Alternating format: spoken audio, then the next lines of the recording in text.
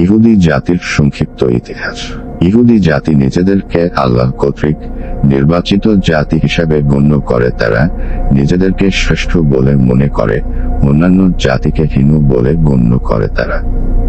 অথচ তাদের মধ্যে জগতের সকল নিকৃষ্ট ও জঘন্য কার্যকলাপ বিদ্যমান।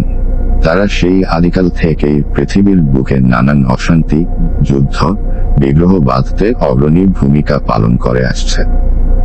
ইহুদি এমন একটি জাতি যাদের নামের সাথে জড়িয়ে আছে বহু সংখ্যক নবী ও রাসূল হত্যার ইতিহাস। তারা হযরত ইয়াহিয়াকে হত্যা করেছিল, হযরত জাকারিয়াকে করাত দিয়ে চিরে 2 টুকরা করে ফেলেছিল। ইউসুফকেও হত্যা করতে চেয়েছিল কিন্তু পারেনি। ইহুদিরা পবিত্র ও সতী সাধ্বী নারী হযরত মরিয়মের ওপর ব্যভিচারের জঘন্য অপবাদ আরোপ করেছিল। তারা অপবাদ রটিয়ে হযরত ঈসা নবীকে মরিয়মের ব্যভিচারের ফসল হিসেবে তুলে ধরেছিল এবং এর মাধ্যমে এটা দেখাতে চেয়েছে যে ঈসা নবী বা পথ প্রদর্শক হওয়ার উপযুক্ত নন। আর এই অপবাদের ভিত্তিতেই ইহুদিরা ঈসাকে রাসূল হিসেবে মেনে নিতে অস্বীকার করেছিল। তারা হযরত ঈসা সম্পর্কে এমন জঘন্য অপবাদ প্রচার করেই ক্ষান্ত হয়নি, এমনকি তাকে হত্যারও ষড়যন্ত্র করেছিল। ইহুদি ষড়যন্ত্রকারীরা তাকে হত্যা করতে পেরেছিল বলেও এক ধরনের ধাঁধা বা ভুল ধারণার শিকার হয়। ওই হত্যাকাণ্ডের ভিত্তিতে অত্যন্ত দম্ভ ও উদ্ধত্ত প্রকাশ করে তারা বলেছিল, আমরাই ঈসাকে হত্যা করেছি। কিন্তু মহান আল্লাহ কোরআনে বলছেন যে আসলে তারা এমন এক ব্যক্তিকে হত্যা করেছিল যে সে ছিল দেখতে ঈসার মতো, এবং তারা ধোঁকা বা সন্দেহের শিকার হয়ে ওই হত্যাকাণ্ড ঘটায়। সূরা নিসার 156 থেকে 158 নম্বর আয়াতে মহান আল্লাহ বলেছেন, আর তাদের কুফরি এবং মরিয়মের প্রতি মহা অপবাদ আরোপ করার কারণে তারা আল্লাহর ক্রোধ বা অভিশাপের পাত্র হয়েছিল। আর তাদের একথা বলার কারণে যে আমরা মরিয়ম পুত্র ঈসা মসীহকে হত্যা করেছি, যিনি ছিলেন আল্লাহর রাসূল, অথচ তারা না তাকে হত্যা করেছে আর না শুলিতে চড়িয়েছে, বরং তারা এরূপ ধাঁধার শিকার হয়ে দেখতে ঈসার মতো এক ব্যক্তিকে হত্যা করেছিল। বস্তুত তারা এ ব্যাপারে নানা রকম কথা বলে, তারা এক্ষেত্রে সন্দেহের মাঝে পড়ে আছে। শুধুমাত্র অনুমান করা ছাড়া তারা এ বিষয়ে কোনো খবরই রাখে না, আর নিশ্চয়ই তাকে তারা হত্যা করেনি। এ প্রবন্ধে হযরত মুসা এর যুগ থেকে আমাদের প্রিয় নবী হযরত মুহাম্মদের যুগ পর্যন্ত ইহুদি জাতির একটি সার্বিক রাজনৈতিক অবস্থা সংক্ষিপ্তাকারে বিচিত্র রয়েছে।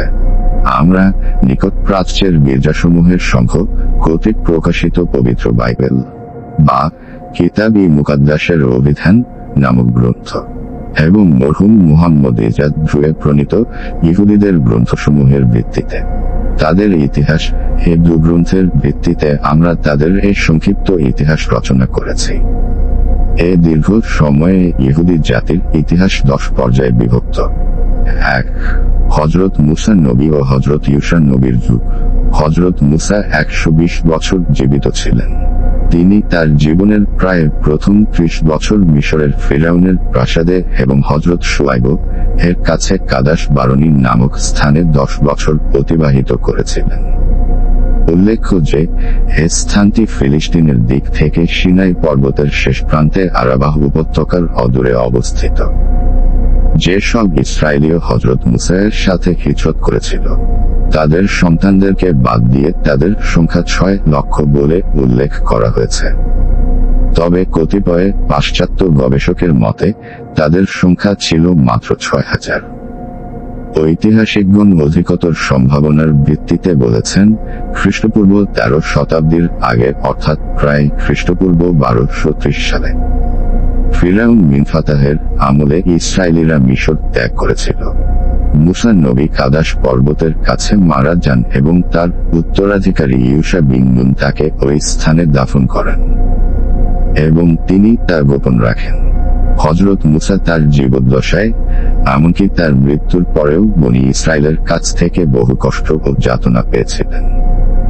ইহুদিদের তাওরাতে তার ও হযরত হারুন নবীর ব্যাপারে উল্লিখিত আছে যে আল্লাহ মুসাকে বলেছিলেন, যেমন করে তোমার ভাই হারুন হুর পর্বতে মৃত্যুবরণ করেছে, ঠিক তেমনি তুমিও এই পর্বতে মৃত্যুবরণ করবে, কারণ তোমরা দুজন সিনাই দেশে কাদাস ভূখণ্ডের জলাভূমিতে আমার পবিত্রতা ঘোষণা করনি, আর এভাবে তোমরা দুজন আমার সাথে বিশ্বাসঘাতকতা করেছ। অতএব তুমি জমিনকে ঠিক এর বিপরীত দিক থেকে দেখবে, অথচ যে ভূখণ্ড আমি বনী ইসরায়েলকে প্রদান করেছি সেখানে প্রবেশ করতে পারবে না।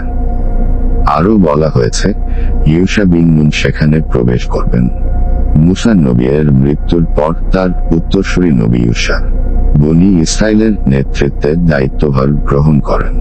তিনি তাদেরকে জর্দান নদীর পশ্চিম তীরে নিয়ে যান এবং আবিহা, জেরিকো শহর থেকে শুরু করে আরো 31টি ক্ষুদ্র রাজ্য জয় করেন, যার প্রতিটি ছিল শহর বা ছোট শহর, এবং এগুলোর প্রতিটির অধীনে বেশ কিছু কৃষিনির্ভর গ্রাম ছিল।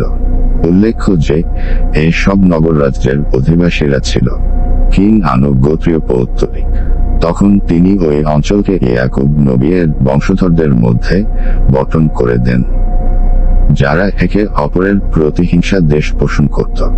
ইউশার পুস্তিকায় 15 থেকে 19 অধ্যায় উক্ত অঞ্চলের নগর ও ক্ষুদ্র শহরের সংখ্যা 216 বলে উল্লেখ করা হয়েছে। হযরত ইউশা খ্রিস্টপূর্ব 1130 সালে প্রায় 110 বছর বয়সে ইন্তেকাল করেন। ইহুদি জাতির সংক্ষিপ্ত 10টি খণ্ডের মধ্যে প্রথম খণ্ডটি প্রবেশ করা হলো, বাকি 9টি খণ্ড পরবর্তী গল্পে দেখানো হবে।